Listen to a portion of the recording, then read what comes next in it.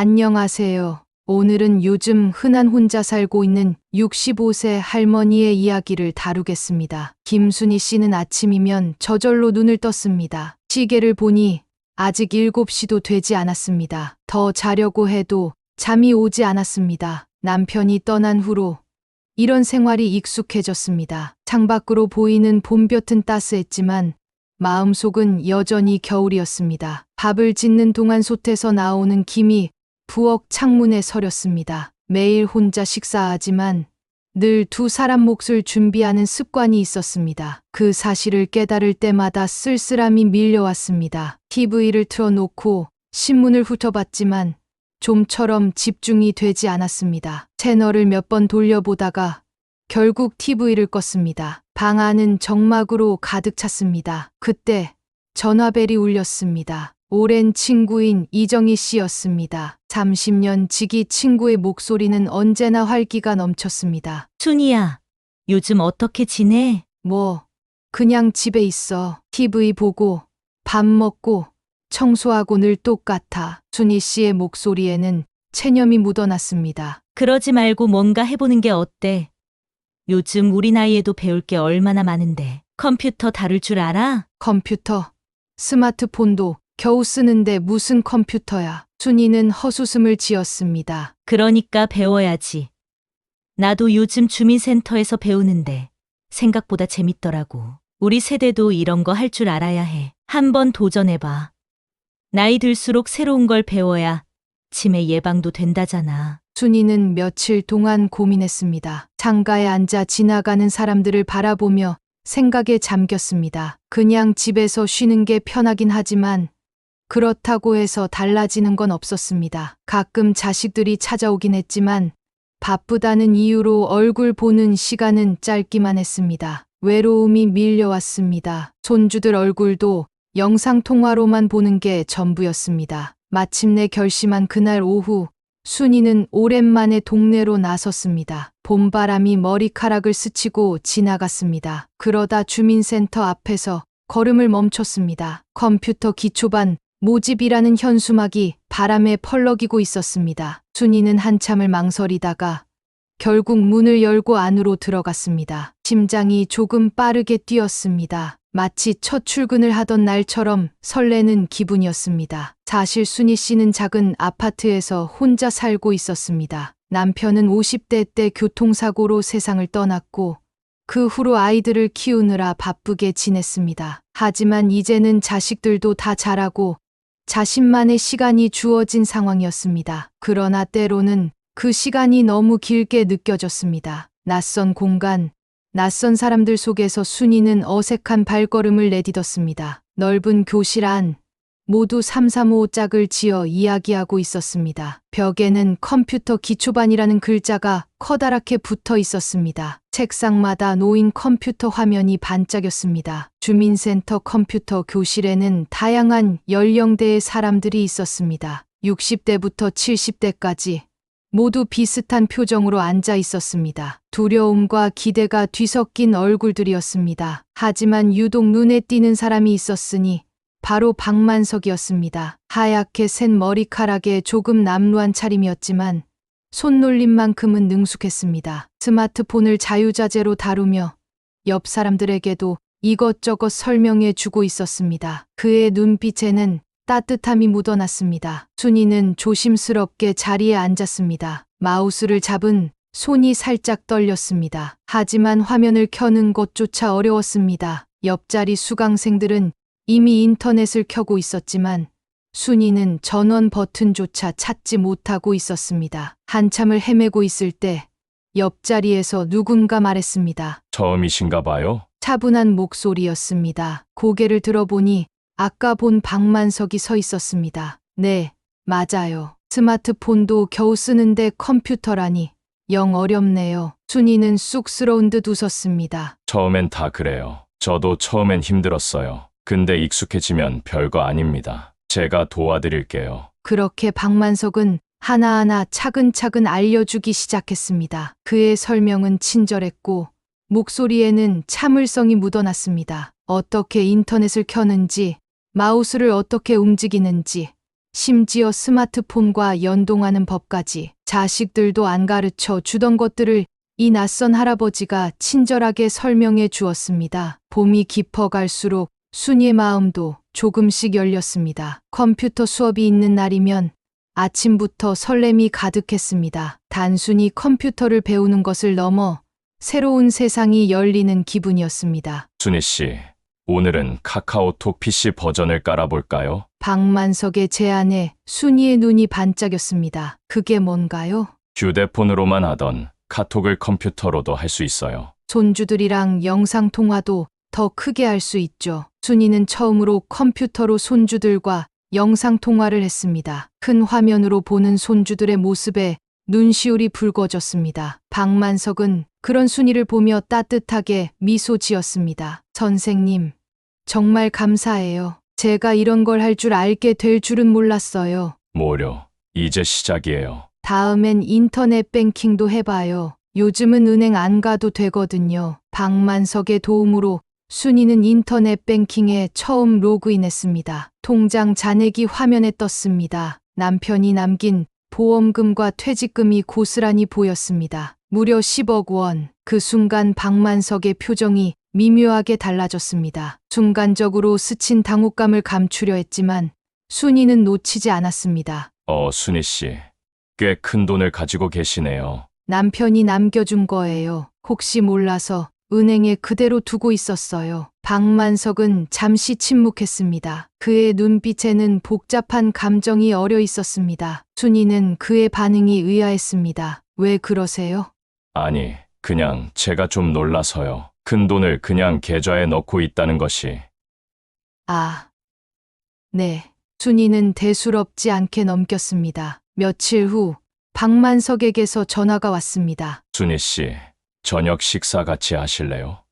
좋은 곳을 알아뒀어요. 순이는 잠시 고민했지만 곧 미소를 지으며 대답했습니다. 네, 좋아요. 그날 저녁 두 사람은 한적한 공원 근처에 있는 작은 한식당에서 만났습니다. 따뜻한 조명이 비추는 아늑한 공간에서 박만석은 직접 추천한 음식을 주문했고 순이는 오랜만에 외식을 하며 여유를 느꼈습니다. 순희 씨, 요즘 주민센터 공부로 바쁘시죠? 박만석이 다정하게 물었습니다. 네, 그래도 꽤 재미있어요. 제가 이렇게 배운 걸 써먹는 것이 신기하기도 하고요. 박만석은 흐뭇한 표정으로 고개를 끄덕였습니다. 사실 순희 씨 덕분에 저도 많은 걸 배우고 있어요. 함께 있으면 삶을 새롭게 보는 기분이 듭니다. 순이는 그의 말을 듣고 가만히 웃었습니다. 두 사람은 식사 후 카페로 자리를 옮겨 커피를 마시며 대화를 이어갔습니다. 공통의 관심사부터 소소한 일상 이야기까지 시간 가는 줄 모르고 이야기를 나누다 보니 어느새 밤이 깊어졌습니다. 집으로 돌아가는 길, 박만석은 조심스럽게 말했습니다. 순희 씨, 다음엔 영화라도 보러 가실래요? 꼭 한번 추천하고 싶은 영화가 있어요. 순이는 잠시 망설이다가 고개를 끄덕였습니다. 좋아요. 영화도 좋죠. 그녀는 스스로도 놀랄 만큼 자연스럽게 대답했습니다. 언젠가부터 박만석과 함께 있는 시간이 편안하게 느껴지고 있었습니다. 문득 봄바람이 살짝 불어와 그녀의 머리카락을 스치고 지나갔습니다. 계절이 변하듯 그녀의 마음도 서서히 변화하고 있음을 느꼈습니다. 늦은 봄의 어느 날 큰딸 민영이가 갑자기 찾아왔습니다. 현관문을 열자마자 딸의 날카로운 목소리가 들려왔습니다. 엄마, 도대체 정신이 어떻게 되신 거예요? 민영아, 무슨 일이니? 순이는 놀란 가슴을 쓸어내렸습니다. 이웃집 김 여사님한테 다 들었어요. 엄마께서 요즘 주민센터에서 만난 할아버지랑 매일 같이 다니신다면서요? 심지어 카페도 가신다고요? 순이는 한숨을 내쉬었습니다. 그냥 컴퓨터를 가르쳐 주시는 선생님이야. 엄마, 전 다 알아봤어요. 그 할아버지 월세 사는 분이래요. 재산이라곤 하나도 없대요. 전 부인한테 재산 다 뺏기고 혼자 사시는 분이라고. 민영아, 순이가 버럭 소리를 질렀습니다. 내가 언제부터 사람을 재산으로 판단하게 되었니? 엄마, 저는 엄마가 걱정돼서 그러는 거예요. 요즘 세상이 어떤 세상인데 돈 때문에 접근하는 사람들 얼마나 많은데요. 엄마가 가진 걸 다 노리고 있을지도 몰라요. 그만. 순이의 목소리가 떨렸습니다. 너희 아버지 돌아가시고 난 뒤로 내가 얼마나 외로웠는지 너희가 알기나 하니? 명절에 잠깐 얼굴 비치고 전화도 겨우 한 번씩. 민영이 말을 막으려 했지만 순이는 계속했습니다. 만석 씨는 달라. 내가 뭘 모르면 하나하나 다 가르쳐 주시고 내 이야기도 들어주시고 돈이 전부가 아닌 걸 너희가 왜 모르니? 엄마, 그래서 더 위험하다니까요. 그렇게 친절한 척하면서 접근하는 게 더 무서운 거예요. 작은 언니도 똑같이 생각해요. 이번 주말에 온다고 하셨어요. 순이는 창밖을 바라보았습니다. 창가에 핀 제라늄이 바람에 흔들리고 있었습니다. 그녀의 마음도 그만큼 흔들렸습니다. 난 어린애가 아니야. 내 삶은 내가 선택할 수 있어. 엄마, 나가주면 좋겠구나. 피곤하다. 민영이 나간 뒤 순이는 소파에 주저앉았습니다. 눈물이 한 방울, 두 방울 떨어졌습니다. 자식들은 자신의 재산만 걱정하지 정작 엄마의 마음은 이해하려 하지 않았습니다. 하지만 딸의 말이 마음에 걸려 그 뒤로는 만석 씨에게 연락하는 것이 뜸해졌습니다. 창밖에는 봄비가 내리기 시작했습니다. 어느 날 순이의 휴대폰이 울렸습니다. 발신자 표시에는 민영이라고 떠 있었습니다. 엄마, 민영의 목소리가 떨렸습니다. 분명 딸의 목소리였습니다. 살려주세요. 순이는 처음에 잘못 들은 줄 알았습니다. 민영아? 무슨 장난하는 거야? 딸을 살리고 싶으면 지금 말하는 대로 하세요. 다른 목소리가 전화기 너머로 들려왔습니다. 뭔 소리야? 장난치지 마. 당신 누구야? 순이는 화를 내며 전화를 끊으려 했습니다. 그때 문자 메시지가 도착했습니다. 첨부된 사진을 열자마자 그녀의 얼굴에서 핏기가 싹 가셨습니다. 사진 속 민영은 어두운 공간에 묶여 있었습니다. 눈가는 퉁퉁 부어 있었고 입은 테이프로 막혀 있었습니다. 그의 손에는 오늘자 신문이 들려 있었습니다. 순이는 방금 전 거실에서 본 것과 같은 신문이었습니다. 이건 또 다른 사진이 도착했습니다. 민영이 며칠 전 가족들과 찍은 사진이었습니다. 순이는 그제서야 사태의 심각성을 깨달았습니다. 이건 절대 장난이 아니었습니다. 이제 믿으시겠습니까? 5억만 준비하세요. 현금으로요. 경찰에 신고하면 딸은 죽은 겁니다. 차가운 목소리가 이어졌습니다. 민영아, 우리 민영. 순이는 쓰러질 듯 벽을 짚었습니다. 눈앞이 캄캄해졌습니다. 1시간 드리겠습니다. 그동안 은행에 가서 돈을 준비하세요. 다시 연락하겠습니다. 순이는 정신없이 집을 뛰쳐나왔습니다. 머릿속은 민영의 사진으로 가득했습니다. 봄비가 부슬부슬 내리고 있었지만 느낄 새도 없었습니다. 은행으로 가는 길에 우연히 박만석과 마주쳤습니다. 순이 씨, 이 비에 어딜 가세요? 박만석이 걱정스러운 눈길로 물었습니다. 민영이가 납치됐어요. 순이는 떨리는 손으로 휴대폰의 사진을 보여주었습니다. 잠깐만요. 박만석이 순이의 팔을 잡았습니다. 이건 사기일 수 있어요. 요즘은 AI로 목소리도 똑같이 만들 수 있고 딥페이크라고 해서 얼굴도 조작할 수 있어요. 하지만 이건 분명 민영 목소리였어요. 사진도 제 말 좀 들어보세요. 저도 5년 전에 똑같은 수법으로 당했어요. 그때는 제 딸이었죠. 똑같은 목소리, 똑같은 얼굴, 퇴직금 3억을 모두 날렸어요.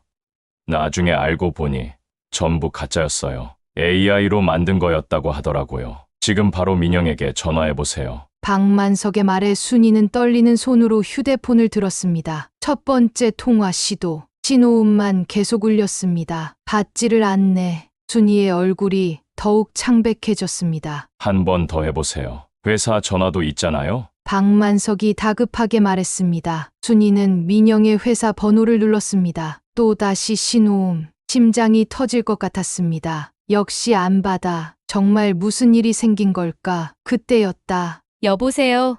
민영 과장님 자리인데요. 여직원의 목소리가 들려왔습니다. 아, 민영 좀 바꿔주시겠어요? 전 민영 어머니입니다. 순이의 목소리가 떨렸습니다. 네? 과장님은 지금 회의실에서 프레젠테이션 중이신데요. 중요한 거래처 미팅이라. 순이는 그 자리에 주저앉고 말았습니다. 귓가에서 윙 하는 소리가 들렸습니다. 아까 받은 그 처참한 사진 속의 민영이 지금 회사에서 멀쩡히 회의를 하고 있다니. 그때 아까 그 번호에서 다시 전화가 왔습니다. 돈 준비는 하셨습니까? 냉정한 목소리. 순이는 박만석을 바라보았습니다. 그의 단단한 눈빛에서 용기를 얻었습니다. 당신들, 내 딸은 회사에서 멀쩡히 일하고 있어. 잠시 침묵이 흘렀습니다. 그리고 뚝 하고 전화가 끊겼습니다. 그제야 순이의 눈물이 왈칵 쏟아졌습니다. 자신의 순진함이 한심하기도 했고 그들의 교묘한 수법이 소름 끼쳤습니다. 만약 박만석을 만나지 않았다면 평생 후회했을지도 모릅니다. 괜찮아요. 아직 돈을 보내기 전에 알아채셨으니까요. 앞으로 이런 전화가 오면 무조건 직접 가족에게 확인하세요. 그리고 경찰에 신고하는 것도 잊지 마시고요. 박만석의 차분한 조언을 들으며 순이는 떨리는 손으로 경찰서에 전화를 걸었습니다. 그의 말대로 모든 것이 끝나기 전에 알게 된 것이 다행이었습니다. 그날 저녁 민영이 찾아왔습니다. 순이는 딸을 바라보며 깊은 한숨을 내쉬었습니다. 민영아, 내 말이 맞았어. 세상에는 정말 나쁜 사람들이 많더라. 엄마, 오늘 큰일 날 뻔했어. 순이는 낮에 있었던 일을 차근차근 설명했습니다. 이야기를 들은 민영은 손을 덜덜 떨며 말을 잇지 못했습니다. 엄마 그런 사기가 있다는 건 알았지만 이렇게까지 교묘할 줄은 몰랐어. 엄마가 당할 뻔했다니. 너무 무서워. 그래, 그런데 말이야. 오늘 엄마가 깨달은 게 있어. 나도 이런 걸 배워야겠다는 거야. 세상이 변하는 속도를 따라가지 못하면 결국 당하기만 할 뿐이야. 민영은 순간 말문이 막힌 듯 했습니다. 그러다 천천히 고개를 끄덕였습니다. 엄마 말이 맞아. 나도 엄마한테 그런 것까지 가르쳐 드릴 생각은 못했네. 그 선생님, 박만석이 엄마한테 많이 도움을 주신 거네. 순이는 조용히 미소를 지었습니다. 그래, 민영아. 엄마가 무조건 틀린 선택을 하는 건 아니야. 그리고 엄마도 이제 엄마 인생을 살고 싶어. 민영은 한참을 망설이다가 엄마의 손을 꼭 잡았습니다. 엄마, 미안해. 엄마가 외롭다는 걸 너무 늦게 깨달았어. 앞으로 엄마가 뭘 하든 내가 더 자주 볼게. 그리고 엄마가 원하는 대로 하셔도 돼. 다만 조심은 해야 해. 순이의 눈가에 눈물이 맺혔습니다. 그래, 우리 서로 이해하려고 노력하자. 그 일이 있고 나서 순이와 박만석은 주민센터에서 특별 강의를 열기로 했습니다. 같은 피해자가 더는 생기지 않도록 하기 위해서였습니다. 요즘 보이스피싱은 그냥 전화가 아닙니다. AI로 목소리를 똑같이 만들고 영상도 조작하고 우리가 조심해야 할 것이 정말 많아졌어요. 박만석이 강의실 앞에서 설명했습니다. 순이는 뒷자리에 앉아 그를 바라보며 생각했습니다. 자신의 불행한 경험을 다른 사람들을 위해 나누는 그의 모습이 눈부셨습니다. 주민센터 컴퓨터실 창밖으로 완연한 봄이 찾아왔습니다. 순이는 이제 스마트폰 뱅킹도 하고 보이스피싱 예방 강사로도 활동하게 되었습니다. 그 후로도 순이는 주민센터 컴퓨터 교실에 계속 나갔습니다. 박만석과는 예전처럼 편하게 지냈고 때때로 카페에서 차를 마시며 서로의 이야기를 나누었습니다. 자식들과의 관계도 서서히 회복되었습니다. 어느 날 순이는 처음으로 혼자 온라인 쇼핑을 해보았습니다. 주문 버튼을 누르는 순간 그녀는 자신이 한층 성장했다는 것을 느꼈습니다. 세상은 빠르게 변하고 있지만 자신도 변할 수 있었습니다. 그리고 그 변화를 즐기기로 했습니다. 창밖을 보니 어느새 여름이 다가오고 있었습니다. 순이는 창밖을 바라보다가 휴대폰을 들었습니다. 박 선생님, 오늘 저녁에 시간 있으세요? 전화기 너머로 들려오는 익숙한 목소리가 따뜻했습니다. 그럼요. 순희 씨 좋은 곳 알아뒀어요. 같이 가요. 순이는 미소를 지으며 가방을 챙겼습니다. 어쩌면 인생은 아직도 새로운 장을 열 준비가 되어 있는지도 몰랐습니다.